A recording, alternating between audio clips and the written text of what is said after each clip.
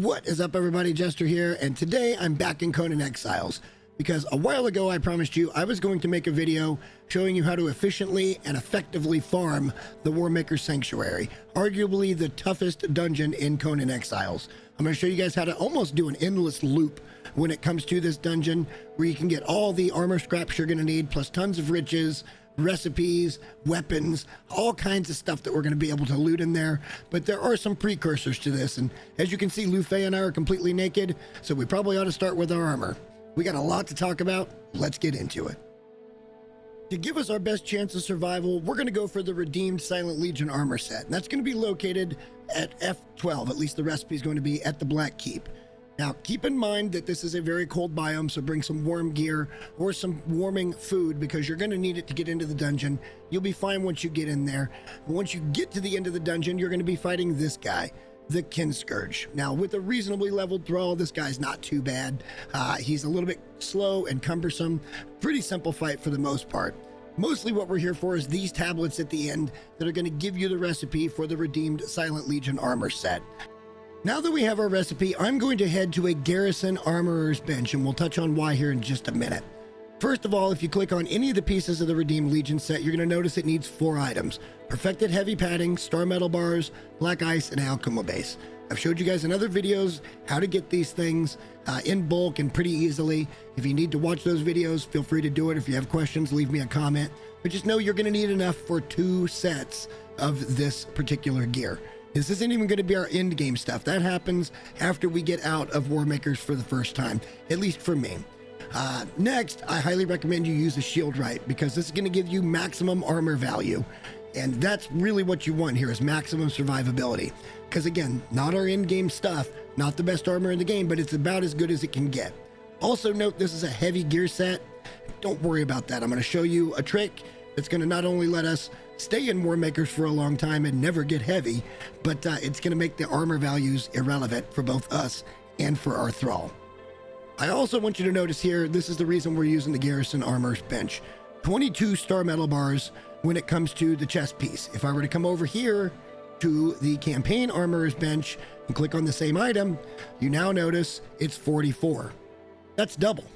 You get it faster, but it costs you a lot more. So it just behooves you to try to use that garrison bench wherever you can. If you don't have either of these benches available or open yet, you can use the improved armorer's bench, and it's going to be 33 pieces of star metal. That's about 1.5 times as much as it would be at the garrison. Personally, I think it's worth it to go ahead and try to get the armorer's benches opened up. But again, I would highly recommend the garrison bench. But now that we've talked about that, let me talk to you guys about why the weight just doesn't matter when it comes to these armor sets. To really effectively and efficiently farm Warmakers Sanctuary, I run what is called an encumbrance build. Now, what that means is my expertise is set all the way to 20, and I've chosen the Beast of Burden perk, meaning when I get encumbered, I can still move at full speed, so we don't get encumbered. This means that our carry weight is only limited by the number of slots being 200 things that we can carry, or 200 stacks of whatever we can carry. This means we can stay inside that dungeon for a very, very long time. Now, there are lots of variations for an encumbrance build. I run a partial strength so that I can actually contribute when it comes to the fights and I'm not completely weak. I also have my vitality maxed out, which is just going to give us a little bit better regen when it comes down to it. Some people might say that agility would be better for the quick-footed instead of the strength. If you're more of an agility build type person, this might be better for you. But the one that's non-negotiable here is the expertise being set to 20, because that's really the secret. When you're choosing your companion to go with you into the Warmakers Sanctuary, number 1, make sure they're fully leveled up to 20. I don't want to hear anybody coming in the comments going, Jay, I took this and this thrall at level 2 into there, and the arena champ smoked them in 2 hits. Well, guess what? The arena champ can smoke a fully leveled thrall in a couple of hits. This is why the armor and everything else is so important. So don't come at me with that. I'm warning you now. Make sure your thrall is leveled up. And then number 2, I guess you could add Freya to this mix, but her quest line is just so time gated, and I don't think she's as good as Luffy when it comes to the perks. We'll get to that here in just a second. But if you have any of these 3, I think you're going to be okay, so long as they're leveled and geared to the teeth. First of all is going to be the Cimmerian Berserker. Secondly would be Dalancia Snowhunter. And then third would be Luffy. Now, I like this Lufay because he's got really good perks, and I got lucky. He rolled really nice as he leveled up, kind of a god tier Lufay, if you will, with 4,800 HP. It's just insane how high that got. He's also got a lot of strength, and then he's also got the regenerative stasis, meaning when he gets hit to a certain point, he'll go into a bubble and then he'll come out fully regenerated. So he basically gets 2 lives inside of here, and I think that goes off about every 15 minutes. I've never really checked it because this is a god tier Lufay, and I don't want to risk losing him. So for the purposes of our run today, we're going to be using Lufay, but I think as long as you put the time into a Snow Hunter or a good Berserker that's got good HP, I think you're going to be okay either way. Now that we have our armor crafted up and we've selected our thrall, it's time to give ourselves an even better chance of survival inside of the Warmaker Sanctuary. To do that, we're going to go with the best available addition to our armor, and right now for me, that's going to be the thick armor plating. We're going to get better recipes when we get out of the Warmaker Sanctuary, but for now, this is as good as we get. And you'll kind of notice that you can just slide and add one right onto each piece. A good example here, it doesn't add a ton, but we get 521 armor value, where the base value with that particular Shieldbright thrall, that is why it's important to use that thrall to craft it, was 509. So it's not a huge jump, but again, any advantage you can give yourself in here is worth it. The last bit of our preparation revolves around food for both us and our Lufay, weapons for both, and then our personal inventory. We want to kind of limit what we're bringing in. Just remember, if you don't need it, don't bring it, because it not only keeps you from losing it if you happen to die, but it also is going to give you the ability to carry more stuff out of Warmakers, and there's tons of stuff in there that we're going to want to grab. For Lufay's stuff, it's really simple. He's leveled up, so we don't have to worry about giving him a particular advantage at a particular stat. You know, usually when I level up a thrall, I'm trying to get them extra vitality, meaning stake. In this case, we don't have to worry about that, so we can give him gruel, which, by the way, if you were leveling a thrall up with gruel, it would be strength, but again, he's fully leveled. The other benefit of using gruel for Lufay is it's double the size stack of most of your other food items. Steak's only 50, meaning you get 200, whereas we get 400 with gruel, effectively doubling the amount of time we can stay in this dungeon if we want to. So this is a really good thing. It gives us that much more time to max out our inventory. When it comes to weapons, we've given him the momentum. This is pretty much the best one-handed weapon in the game, in my opinion, for a thrall. I've got a better weapon on me, but it wouldn't work for him because it's predatory. I'll touch on that in just a second. We got ours actually at the Black Keep. Once we went through and fought the Kinscourge, there was, I think, 4 legendary chests, and we opened them with skeleton keys. We were able to grab a momentum pretty much right away. We got extremely lucky though, because this is RNG. There's no guarantees that you're going to get one of these just because you're opening a legendary chest in this location. If you don't want to farm there for it, I'd recommend between B and C, kind of right on the line, and 6 at the Abandoned Silver Mine. Again, kind of a middle level dungeon. It's got 4 chests at the end. You can open those up, and there's a shot that you can get a momentum from there. Plus, you can get all the silver from over there, and that's pretty useful for other stuff. So either way, we did find ours, and you can also find more momentums inside of Warmakers, and we'll talk about that as we get out of Warmaker Sanctuary. As far as my personal inventory goes, I'm going to be bringing a ton of skeleton keys. In this case, it's going to be 40, because there are, I believe, 6 legendary chests at the end of Warmaker Sanctuary. We're not going to get them on every run through, and you'll see here in just a little bit why that's kind of that way. But I want to have plenty of these keys on me so that we can open those up and get good chances at really good weapons and stuff at the end of this when they are available. We're also going to be bringing 3 stacks of pure aloe extract just in case. Usually you can go with food heals, but in this case, I want to make sure I've got something extra in case we take some extra damage. That's just kind of how it's going to be. And then I like to use the Exotic Feast. The reason is it gives me a plus 15% strength weapon damage bonus. The recipe for this is really simple. It's dried berries, exotic flesh, and then eggs. And I've showed you guys in other videos a run that I use to get all of those things. And I've got all of this that I'll ever need. As far as the rest of our inventory goes, you are going to want to bring a pickaxe. You might want to bring a cleaver. You probably won't need a repair hammer, but I'm going to bring one anyway. The skinning knife, yeah, you might want to have that if you want to get some thick hide. I'm going to bring the final breath of the Red Mother, which is farmed from the Red Mother. And then a construction hammer I just usually keep one of these in my inventory at all times. This isn't going to really affect us that much because they're hotbar items, and you can see we're pretty open here with all of the different spaces we're going to have all the way up to 200. When it comes to the weapon, I'm using the tried and true predatory blade. The reason is this is, in my opinion, the best weapon in the game. All light attacks hit like heavy attacks, and all heavy attacks don't hit at all. So you don't use as much stamina, number one, when you're using an attack on the predatory blade. And number two is it's pretty accessible. All you really need to do is come over here to, say, D7, somewhere in this area, and fight the brute. His loot table's not very big. It's 4 or 5 items, so you got a pretty good shot at getting one of these brand new, and then put whatever good addition and perk onto it that you possibly can from the Tinkerer's Bench. It's just a really, really good weapon, and for our particular build, the way we play, it's the best that I've found in the game.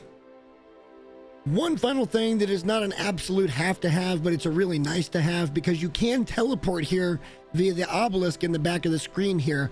You can't really teleport back out. You'd have to walk to your nearest base. So it's kind of worth to go ahead and set up a little small outpost here, where I've gone ahead and put in a teleporter. I've got a dancer here to get rid of our corruption. We've also got a bedroll so we can just respawn here in case of tragedy inside the dungeon. And then we have what I like to call my box. This, you can put some stuff in here to start with if you'd like, an extra weapon, spare set of armor, but there's going to be other stuff that you're going to need depending on where you get into trouble in the dungeon. You're going to need other things, so I'll show you some more things that go in this box to make this an even safer experience that you can farm it over and over again. But with all that being said, let's finally head up the road and let's get into Warmakers. For anyone that's never seen the layout of the Warmakers dungeon, it's really pretty simple, and I'm going to go over this step by step, so I don't want to spend too much time here. But just know once you get through this initial stage where you solve this first puzzle and get through the sanctum door, you're kind of in a big loop. The flow is kind of this way, and even through the arena and back through this way. And if you take your time doing it, you'll be able to get all respawns on all of these rusted key chests, as well as respawns on the scrap chests at the end, and even the legendary chests. And there's 6 of those here, plus another one here after you do the undead dragon fight. But this is why we spent so much time preparing, to make sure we could spend a ton of time here, because it's 50 scraps on the right bench for each of the champion's armor, which you're going to find up here. And then also it's 70 scraps for each of the Godbreaker armor, which we're going to find down here. So you kind of want to be able to spend some time in here. Your first small fight in the dungeon is going to be just a couple of skeletons. These guys are just the same as any other skeleton. No real big threat here. I typically kind of let my Luffy go in and do stuff, and I try to support him, but my Luffy hits pretty hard. The main thing I want to point out here is you want to come down and around and go underneath these stairs, because here you see 2 chests.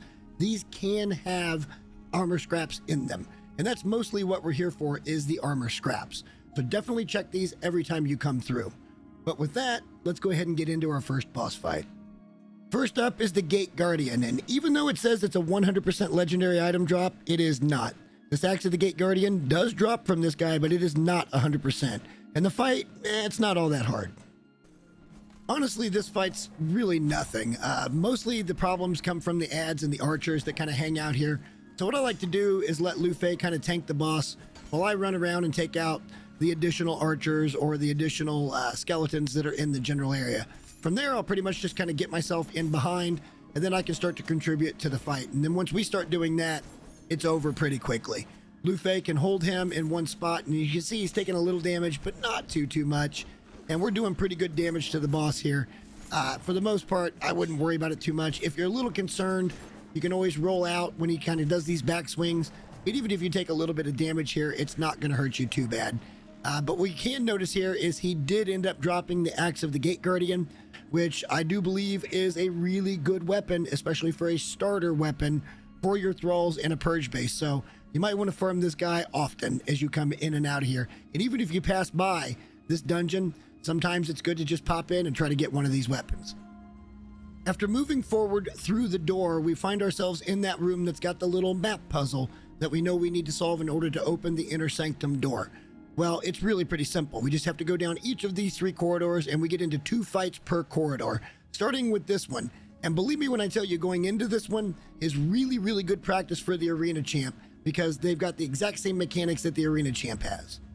This boss is the Blood Defiler, and he's kind of unique in this dungeon in the way that normally you kind of get 1 legendary drop This guy, in my experience, always drops 2 of the 3 for the exile lands. I can't speak to the island of Sipta, but what I do know is he usually drops 2 of the 3 of these.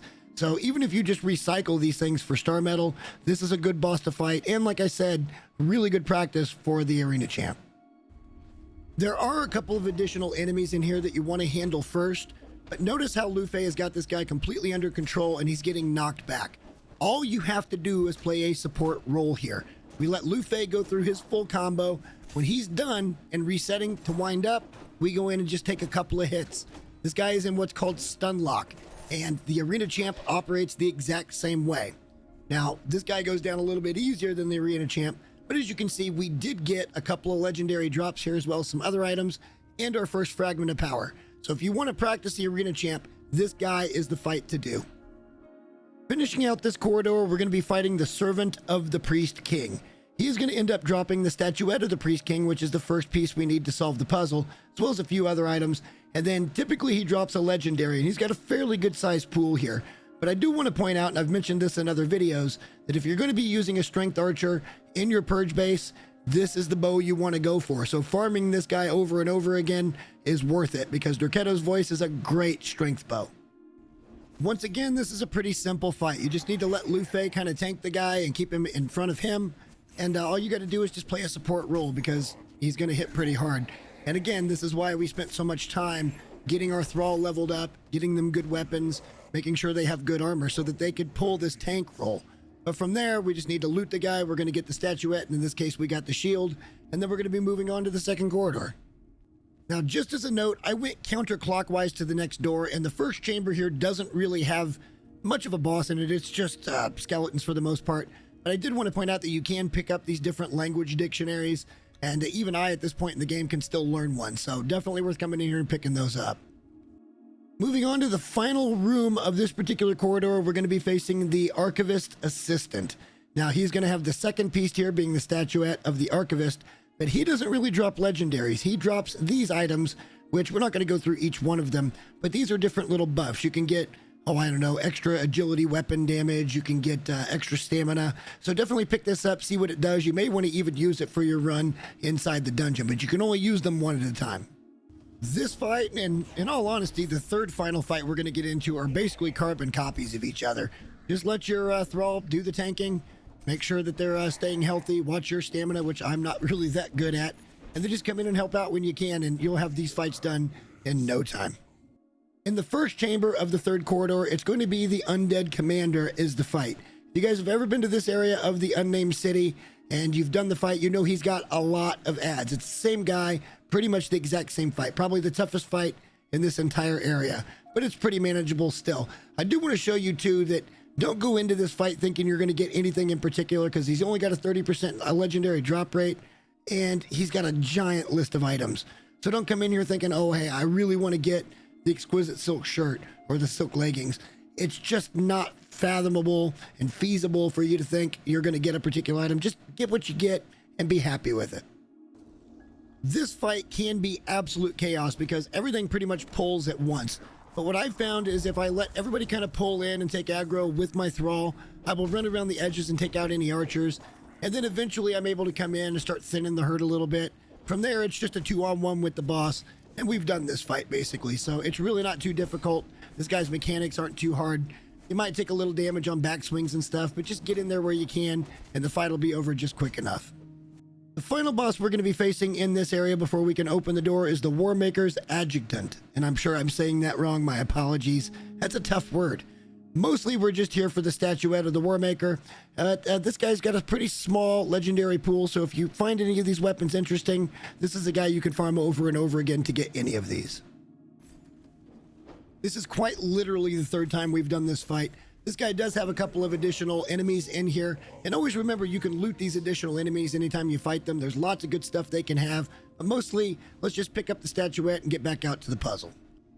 There is a way that you can solve this puzzle naturally, but for the sake of time, I'm just going to show you that it's these three right in the middle. You walk up and it'll just drop the statuettes in there, and that's going to give you the inner sanctum key, giving us access to the next area. There are no bosses in the first little area as you come down the stairs.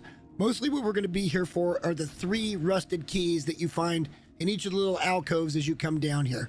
2 of them require you to take those little jump boosters up, but these are what we're looking for, and these are going to come in big handy once we get to the Warmakers champion at the end of the dungeon.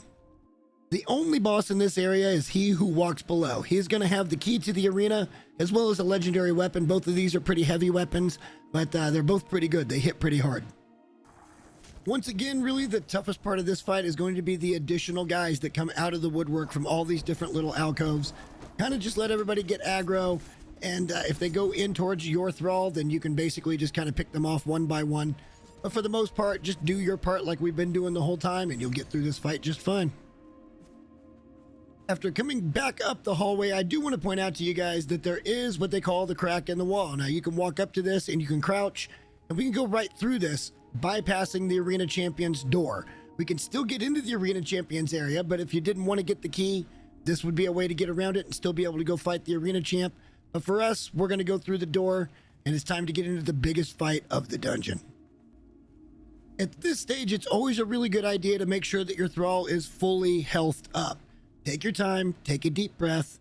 It's not that bad, I promise. And I'm even going to show you guys what happens when the first bit of this fight goes wrong, because it did. And yet we were still able to salvage this and really not take any damage. For better or worse, I'm going to show you this whole fight and my logic behind it. I decided to run left hoping that she would pull aggro to Lu Fei, which she didn't do, meaning I need to get the first hit, and that lets Lu Fei come in behind me. Unfortunately, he didn't connect on one of the combo hits, so we need to stay back because she's doing damage. She took over a third of his health in that one combo. From there, we just need to play support. Before she can wind up, we got to get in there and get at least a couple of hits, and this lets Lu Fei get into his next combo. Now he's going to be done. We're going to come in, take a couple of hits. As soon as Lu Fei winds up, get the heck out of there. Don't knock her out of the way of your thrall. That is the most important thing. And from there, once we got into the rhythm, this fight went just fine. Now, the biggest prize that we're going to be getting from her is the armor scraps, but she can also drop pieces of the champion's armor, which can be put into the disassembly bench, and you can get more scraps out of those. But honestly, we want to be able to make our own gear, so we need to head around the corner and pick up the recipe. There are a couple of brutes over here, so if you kind of play your cards right, you can get in behind them and you don't have to worry about it. But we're looking for this blue tablet, and obviously I've already got this recipe, but this is where you go, and now you can make your own champion's armor set. Now that fight's over, we can actually breathe a little bit. That fight always makes me a little bit nervous, but I do want to show you as you come out of the Arena Champ area, right back there is where the crack in the wall comes through. So even if you didn't have the key to the arena, you can still come through here, go back to the right, and you can fight the Arena Champ, or you can completely bypass her if that's what you want to do. Me personally, I'm usually here for armor scraps, so I want to get into all the fights I can. Another good resource in here is going to be a ton of black ice. So definitely something you want to grab, specifically if you're looking to build in the black ice set, or if you're just trying to get tons of black ice for yourself, this is a good place to gather it in bulk. I highly recommend you poke your nose into each of the different little alcoves as you're coming up this big long hallway, because there are lots of chests in here. We're not going to cover them all. I'm going to go ahead and move on to the Undead Dragon. He's going to be our next boss, and we can get a skeleton key from this guy. In my opinion, the Undead Dragon's not nearly as dangerous as his Red Mother or even the dragon in the arena. But what he does drop, like I said, the skeleton key, but he's also got other stuff on him, including things like these perfected heavy paddings that I told you in the beginning we were going to be finding stuff like that in here, so we don't ever have to worry about crafting those things ever again, because we're going to be able to supply ourselves with all we need forever and ever. Also, don't forget to take that skeleton key and pick up this legendary chest. In this case, hey, look, it's a legendary. We can always scrap it and pick up some star metal. But hey, it's here. Don't forget to grab it. The next to last boss on our round through Warmakers Sanctuary is going to be the Black Yeti. Now, this guy doesn't really have many drops. He does have a couple of chests in here that have got some good stuff, including gold inside of them. But mostly, we're going to be getting a skeleton key. So just remember, we're only getting 2 skeleton keys from bosses in this region, and there's going to be a total of 7 legendary chests. So we're already working at a deficit. That's why I told you guys to grind up, bring a bunch of these in with you. Right towards the end of the hallways on the right-hand side, you're going to see a little area that looks like this. If you break it with a pickaxe, there is the Black Yeti. Now, this fight is actually really, really simple. He takes knockback the same way as some of the other guys do, He can get into stun lock, so just kind of keep doing the same methods that we've been doing, and this fight's over in no time. The final boss of the Warmaker Sanctuary is the champion of the Warmaker, and this guy may seem all big and scary wearing his armor and having a big club, but honestly, the only thing he's got going for him is a ton of HP. When you beat this guy, you're going to be able to get even more armor scraps, as well as potentially a destroyer or a carnage, which again are pretty heavy weapons, but not too bad. This fight's really pretty simple though. The only real advice I'm going to give you guys for this boss is to kind of keep your distance, especially when he does the swirly stuff. And when you see him growing bigger like this, which is his main mechanic, wail on him, because he doesn't do any attacks. The backlash that he does on all of these different swings though will hit you if you are in when he is swinging. So, and it can do a little bit of damage to you, but as you can see, our Thrall is hardly taking any damage at all. The lunging front attack there is probably his most powerful, and honestly, it's not even that bad. And his area of engagement on that swinging attack is pretty big. So just like I said, keep your distance, take your time with it, don't push, and eventually, even though he's bugged out in this particular run, and this was on a private server, not on a public server, he was big and then he got small and then he tried to get big again. Now he's little. This has never really been fixed. Just stay with it and you'll get through this fight in no time.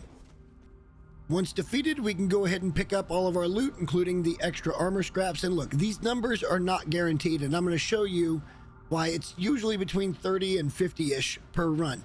There's really no way to know exactly how many you're going to get. But the one thing I do want to make sure that you guys do, what I like to do is line myself up with the exit and start over here on the left and work my way around, because we're now going to use the rusted keys to hop in this room and the other 3 rooms to pick up the 1 chest in each of these for a few additional armor scraps. This isn't going to be a whole lot. It's not going to be another 10 or 15, but you're going to get a few more. So I think it's totally worth it to take your time and get through this dungeon and go ahead and pick up those rusted keys, even though you don't have to. Every little bit counts, especially when you're trying to outfit a purge base. But we're not done yet. We got a little more loot that we need to pick up. As promised, there are 6 legendary chests at the end of this dungeon, and you might get lucky. You might get something like a momentum, or you might get another weapon that you've been looking for, but there are no guarantees here. I've definitely got momentums out of this particular dungeon before, and actually multiple times, but I've also struck out for days on end. You also need to make sure to pick up both of the tablets we just popped by, because we're going to get 2 things out of those. One is going to be the Godbreaker armor recipe, which is my preferred Thrall gear.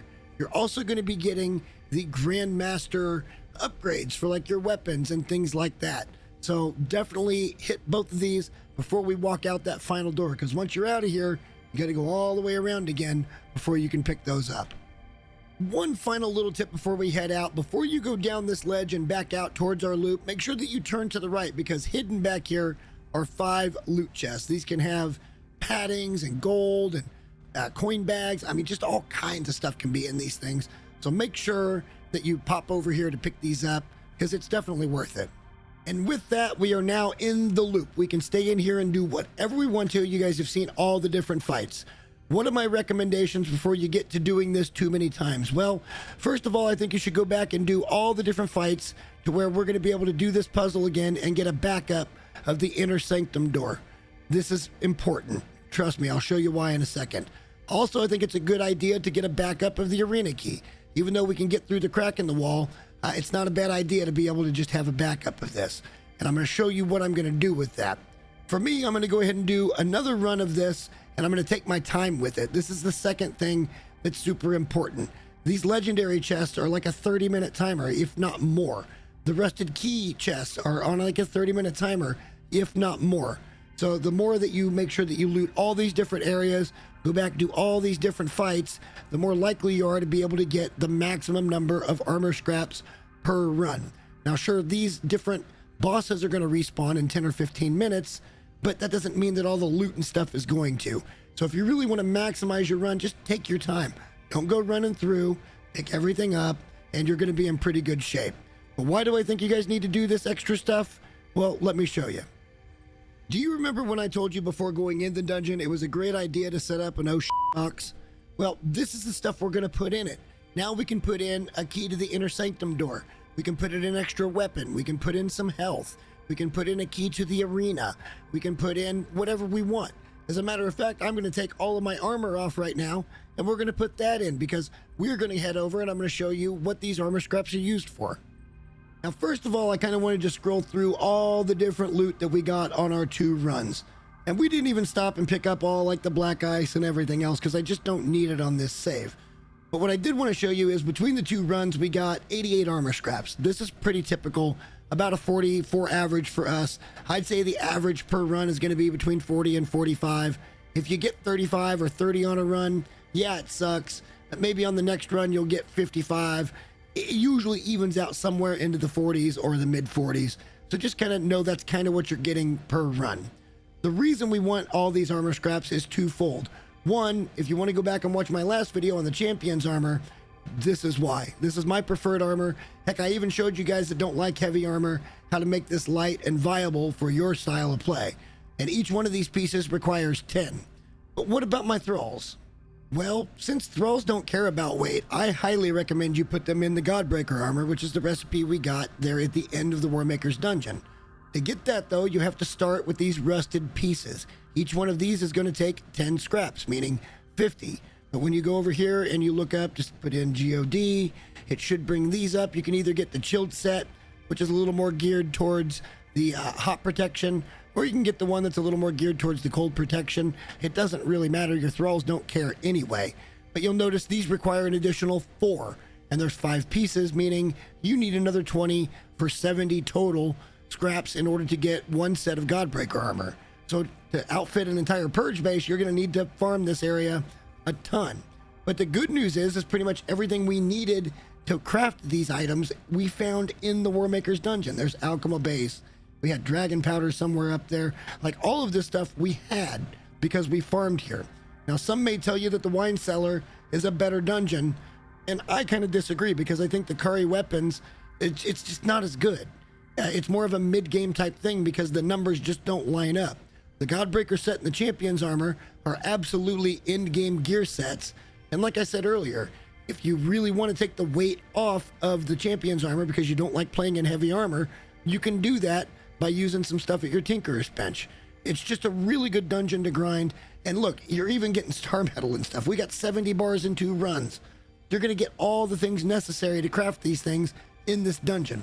It really is a one-stop shop, and I think that makes it the best dungeon in the game.